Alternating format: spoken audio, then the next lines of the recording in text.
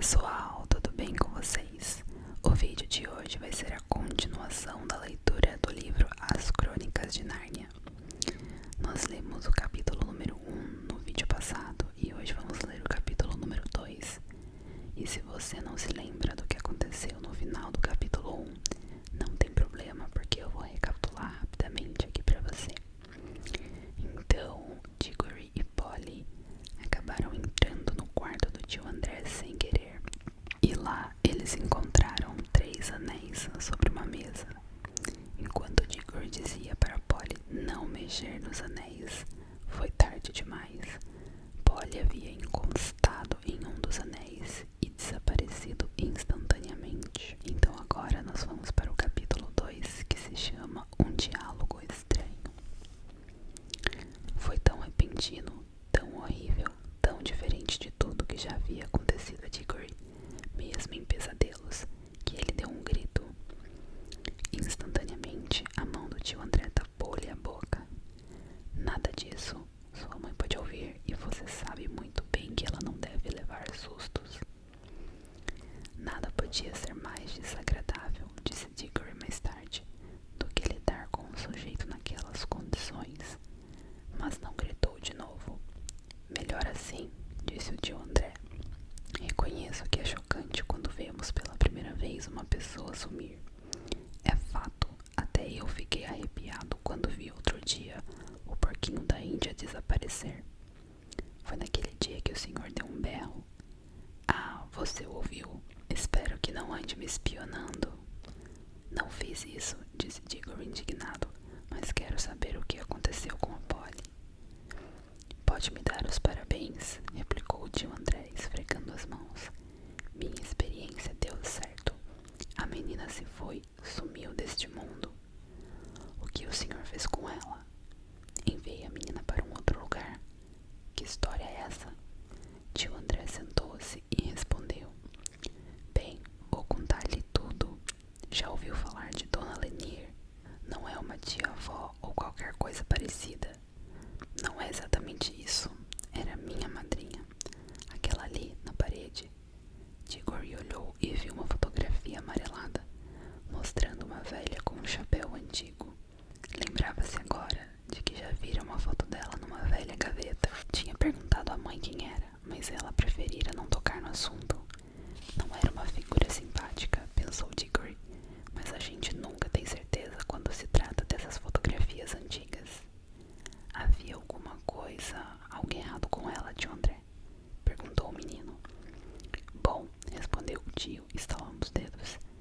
Isso depende do que você chama de errado. As pessoas são tão quadradas. Sem dúvida, ficou bastante esquisita nos seus últimos tempos. Não tinha muito juízo, foi por isso que aprenderam. Num hospício? Não, que isso, de maneira nenhuma. Só na cadeia. Ah, sim. Por quê? Ah, coitadinha, respondeu o tio André. Andou agindo mal, tanta coisa, mas não vamos falar nisso. Sempre foi muito boazinha para mim. Escute, tio, o que tem a ver uma coisa com a outra? Quero saber se a Polly... Tudo tem seu tempo, rapaz.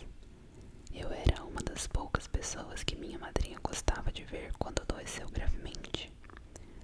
Ela não se dava com as pessoas comuns, ignorantes, entende? Também eu sou assim, mas ambos nos interessávamos pelas mesmas coisas. Poucos dias antes de morrer, ela me disse para ir buscar em sua casa uma pequena caixa que ela guardava numa velha escrivaninha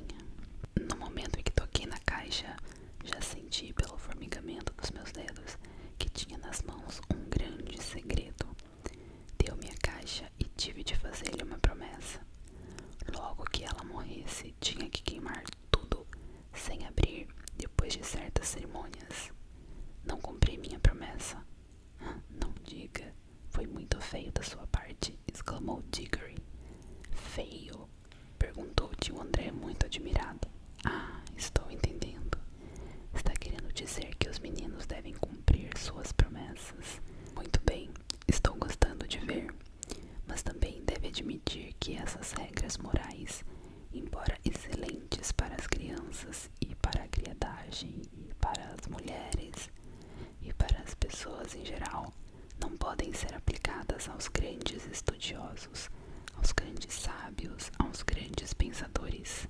Não, Diggory, homens como eu, conhecedores da sabedoria oculta, não estão presos a essas regras vulgares, do mesmo modo como estamos distanciados dos prazeres vulgares. Nosso destino, meu filho, é solitário, mas está acima de tudo.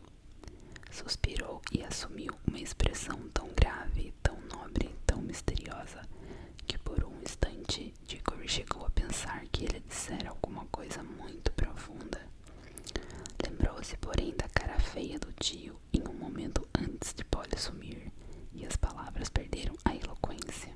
Pensou, ele está querendo dizer é que pode fazer tudo o que quiser para obter tudo o que desejar.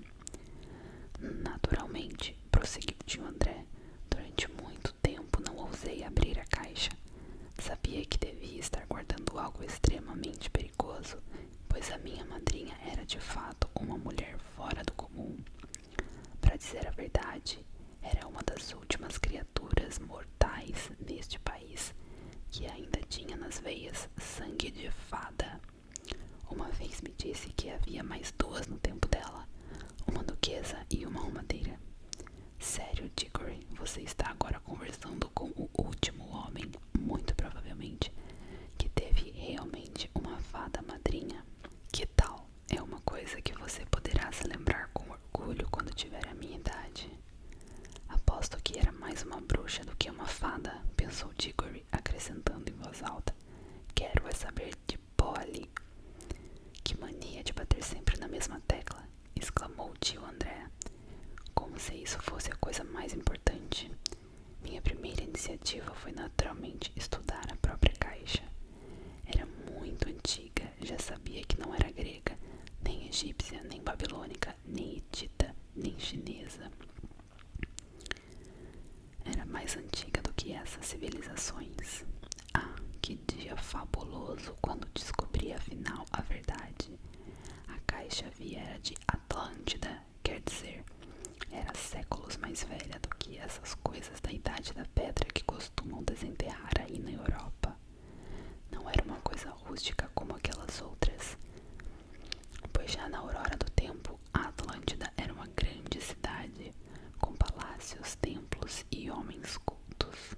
Fez uma pausa, como se esperasse algum comentário de Diggory, mas este, que de minuto a minuto estava gostando menos do tio, não disse nada. Tio André tomou a palavra. Enquanto isso, eu estava aprendendo um bocado sobre a magia em geral. Não seria conveniente contar isso a uma criança. Enfim, cheguei a ter uma boa noção das coisas que podiam existir dentro da caixa. Depois de vários estudos, fui apertando cerco e, claro, tive de conhecer algumas pessoas, digamos, à margem da sociedade. Passei por algumas experiências muito, muito desagradáveis. Foi por isso que fiquei de cabelos brancos, mas ninguém pode virar feiticeiro sem pagar um preço. Acabei perdendo a saúde, mas melhorei. E acabei conhecendo o segredo. Embora não houvesse a menor possibilidade de que alguém pudesse escutá-los, tio André inclinou-se e cochichou. A caixa da Atlântida continha certa coisa que fora trazida de outro mundo, quando o nosso mundo mal começava. Que coisa? Perguntou Diggory, que mesmo sem querer já estava curioso. Pó, pó fininho, pó seco. Nada de entusiasmar, nada que valesse tanto trabalho. É o que você deve estar achando. Ah, mas quando eu vi aquele pó, tive cuidado de não tocar nele e pensei que cada grãozinho ali já estivera em um outro mundo. Não estou falando de outro planeta, pois os planetas fazem parte do nosso mundo. Estou falando de outro mundo mesmo, uma outra natureza, um outro universo. Um lugar onde você jamais chegaria, mesmo que viajasse eternamente através do espaço deste nosso universo. Um mundo que só poderia ser alcançado através da magia. Bem, a essa altura, tio André esfregava tanto as mãos que seus dedos estalavam como se fossem fogos de artifício. E prosseguiu.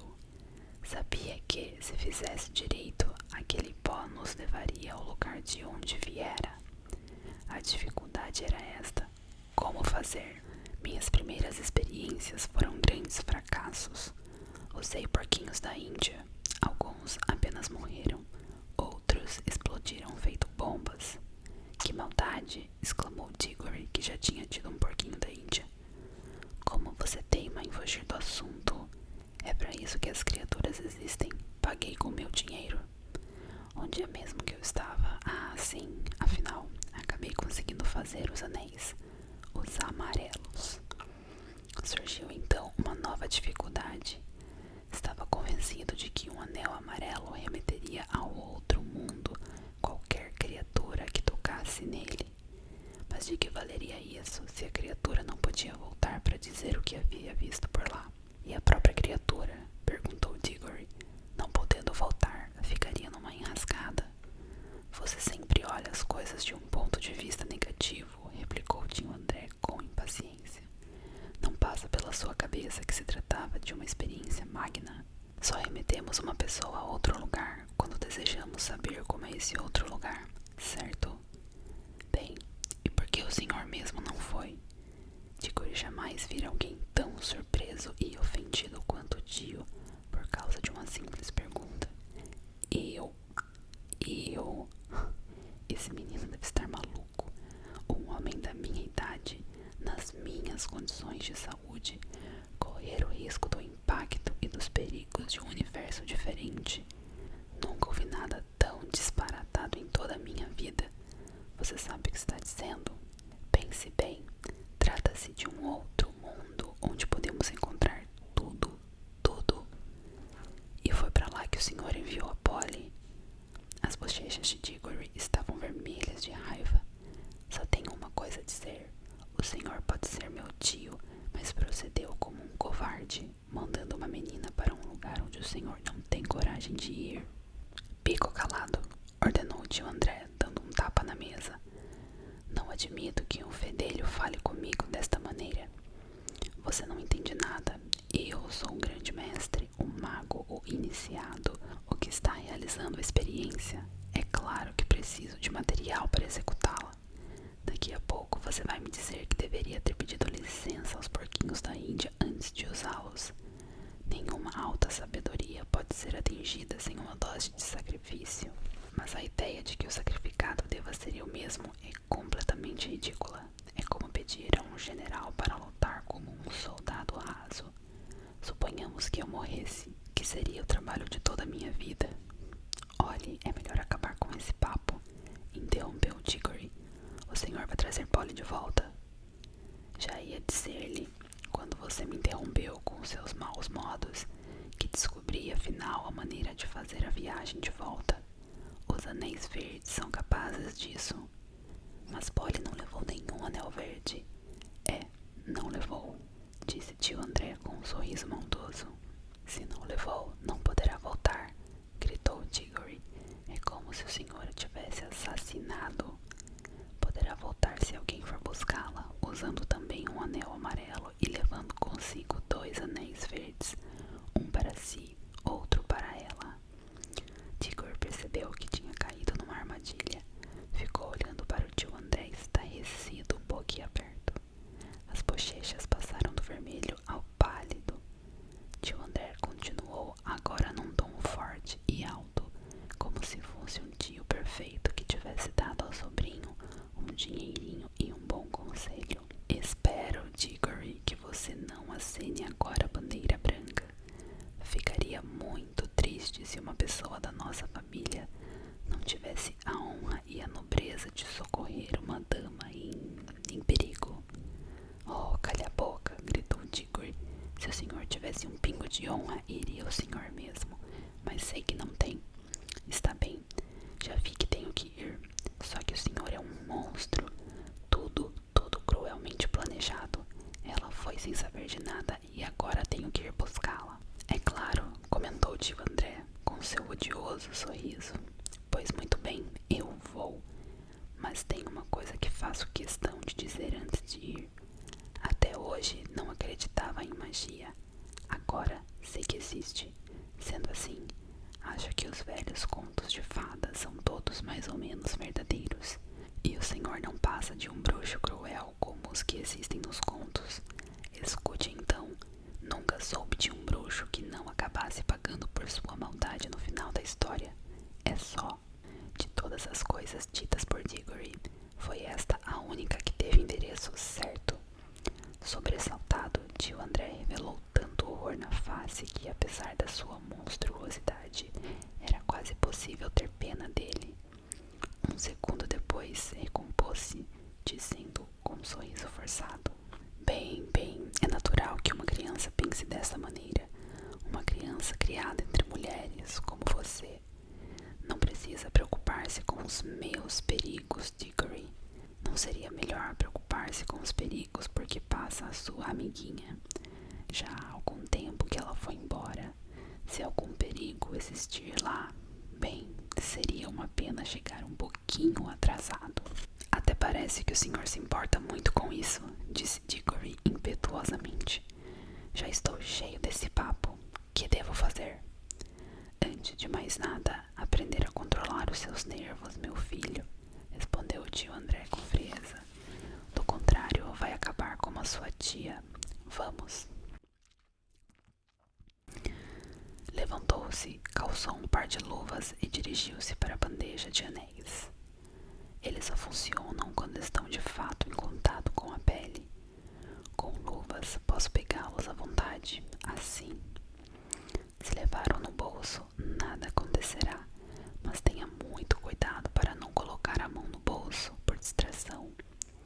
No momento em que tocar um anel amarelo, sumirá deste mundo. Quando estiver no outro lugar, espero que, isso ainda não foi testado, naturalmente, mas sempre espero, ao tocar no anel verde, você desapareça de lá e apareça aqui. Bem, pego esses dois verdes e deixo que eles caiam dentro do seu bolso esquerdo. Não se esqueça do bolso em que estão os verdes. V para verde e E para esquerdo. V, E. Preste atenção às primeiras duas letras de verde. Um para você, outro para a garota. Agora pegue um amarelo. Eu, se fosse você, colocaria o anel no dedo, pois assim é mais difícil perdê-lo. Diggory já estava para agarrar o anel amarelo quando se lembrou de algo importante. Espere um pouco. E mamãe? Se ela perguntar onde estou, quanto mais depressa for, mais depressa estará de volta, disse o tio André, tentando ser animador. Mas o senhor nem mesmo sabe se eu vou voltar. Tio André sacudiu os ombros, deu uns passos, abriu a porta e disse: Pois muito bem, como quiser. Desça para o jantar. Deixe que as feras devorem a garota, ou que ela se afogue, ou que ela morra de fome, ou que se perca em outro mundo. Se é o que prefere, pra mim tá no mesmo. Talvez fosse bom que antes do chá você avisasse a mãe dela que nunca mais verá a filha, só porque você tem medo de colocar um anel no dedo. Ai, gemeu Diggory, queria tanto ser grande para lhe dar um murro na cara. Abotoou o casaco, respirou fundo e pegou o anel, pensando, como sempre pensou mais tarde, que não havia para ele outra maneira de proceder com dignidade. Então esse foi o capítulo 2. E se vocês quiserem a continuação do capítulo 3, deixem aqui nos comentários que eu posso trazer para vocês também. Se vocês estiverem gostando,